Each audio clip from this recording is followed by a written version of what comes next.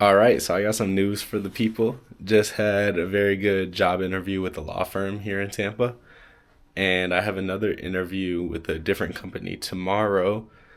And I was told by Friday I will hear back from the interview I did like a week and a half ago. They just had some other people to interview that they had to get through because they were already scheduled. But the two interviews I've already done both went really well, and I think the interviewers both really liked me. And the one for tomorrow is at the same company I did the first one with, just with a different team. So there's two different positions that I could potentially be getting, or they're the exact same position, just with two different teams within the company. So I'm already qualified for the position. I'm qualified for all the positions I applied for and interviewed for. And since they all went well, I'm feeling pretty optimistic. I should be hearing from all of them by the end of this week. So this may potentially be my last week of unemployment, which sucks because I'm actually enjoying unemployment.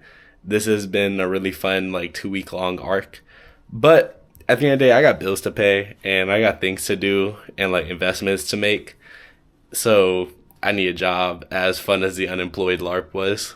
But I'm about to eat breakfast and then I'm gonna go to the gym and work upper body day. I just have some like paperwork I gotta do for the interview I just did.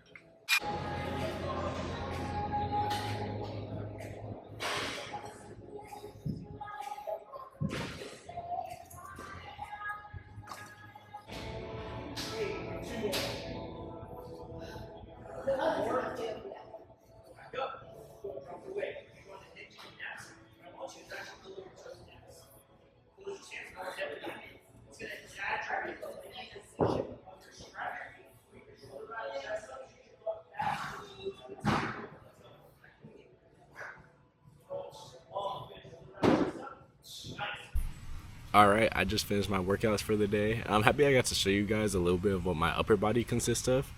I will say that isn't my whole upper body routine, as I do kind of mix things up by day.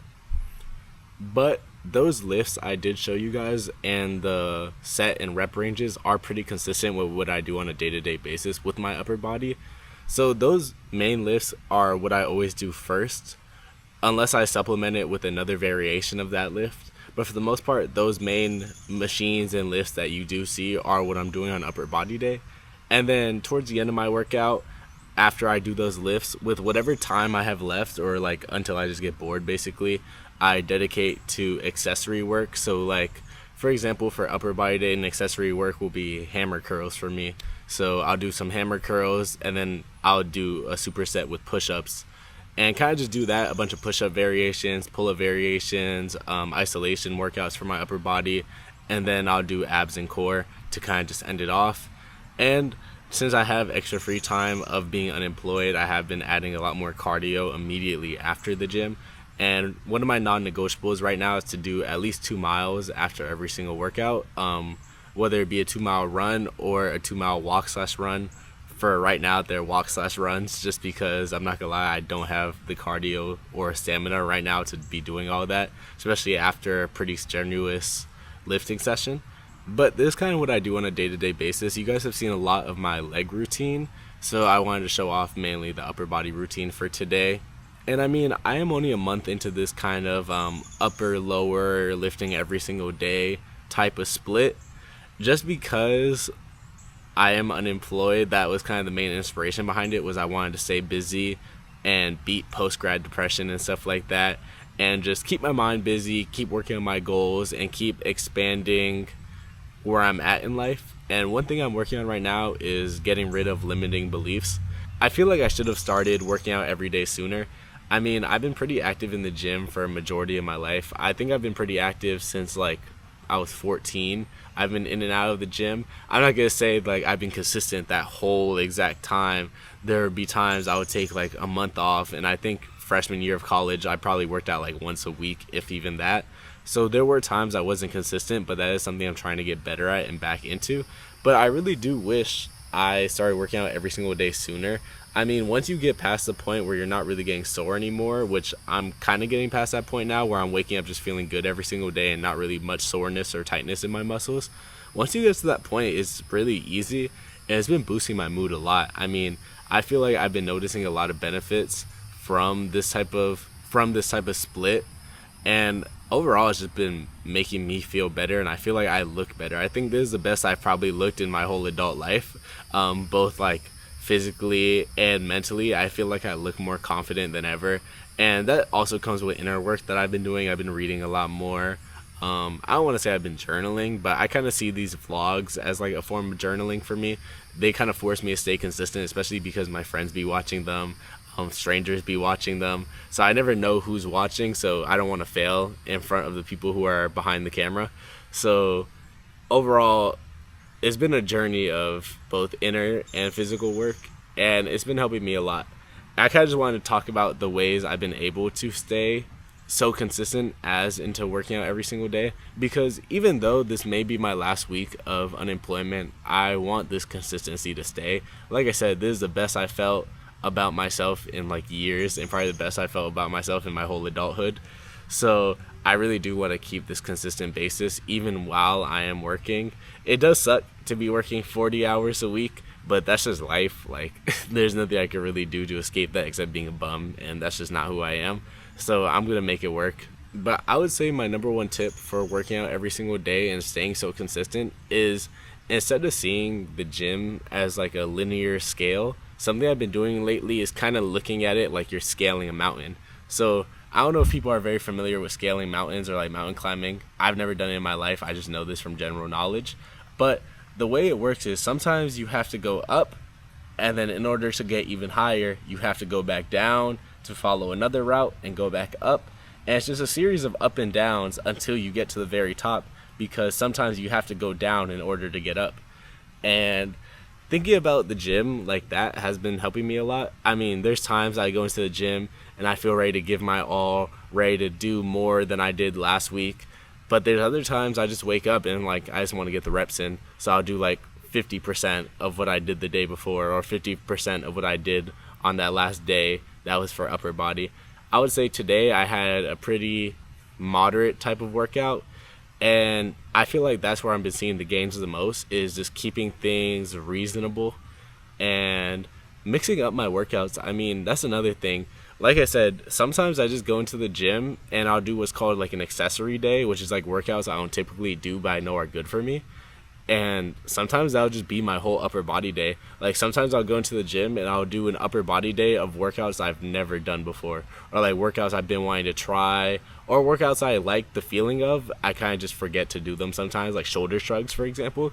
I love the way shoulder shrugs feel, but anytime I do shoulder shrugs or try to add them into my routine, I kind of just get bored and like forget about them. But I know they are an important workout, so it's something I'm trying to do better at. Also, like chin-ups. I've always hated chin-ups, the like bicep form of pull-ups. I don't know why. This is some like random thing within me, but I personally find wide grip pull-ups to be easier than chin-ups. Chin-ups has hurt the hell out of my arms, and I think it's like the length of my arms is kind of awkward because I do have long arms for my height, so I think that kind of plays a role with it. But back to the main topic is, in order to stay consistent, don't always go 150%. All you're gonna do is tire yourself out and burn out, basically. There's not gonna be any benefit to you going 150% every single day if you're trying to work out every single day. There's gonna be times where the only thing you do for that day is stretch and maybe go on a walk, and it's better than doing nothing. It's better than sitting down and watching TV at home.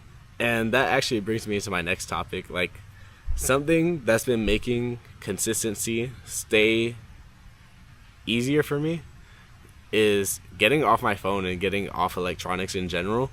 One thing it actually took forever for me to realize is like how bad just being at home is for your mental health. And like, it really hit me when I got my post-grad job that I quit, and I noticed all I was doing all day every day was waking up, going to the gym, going to work, coming home to make dinner, going to bed, and then repeating it all. And then while I was home, I was just watching TV. And it was like just brain rot. Like, it was just a shitty life, a shitty lifestyle. I wasn't getting no social interactions outside of work.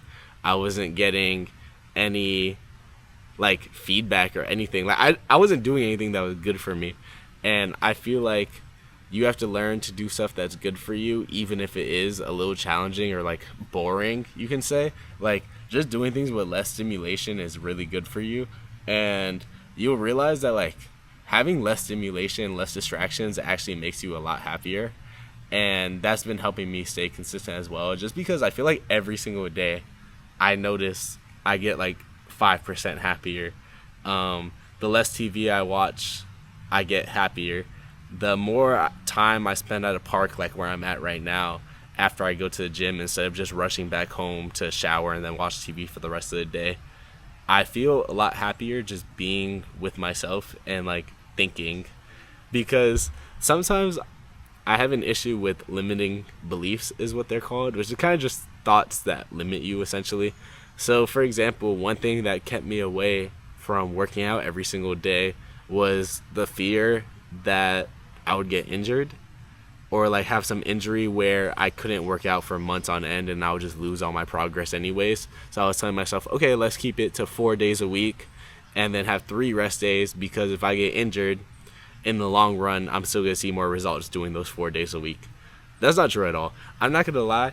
I've been working out since I was 14 pretty consistently. I started off doing push-ups in my room, and I used to do 100 push-ups every single day, and it got to the point where I was able to do 100 push-ups in a row at the age of like 14 probably. It was like early on the start when I was still lighter before I got kind of fat, but that's besides the point. But overall, just getting rid of those limiting beliefs. I mean, I haven't gotten injured once since I was 14 years old. No matter how hard I was going to the gym, how consistent I was, how many times I went to the gym, whether I had work, whether I had school, whether I was fatigued from sleep. The other day, after the 4th of July vlog, I slept for 2 hours. And I went to the gym, still hit my lift for the day, still went on a run after. And I think I even did some yoga like later on in the day, and I cooked myself a full meal. Like, that was a very productive day for me.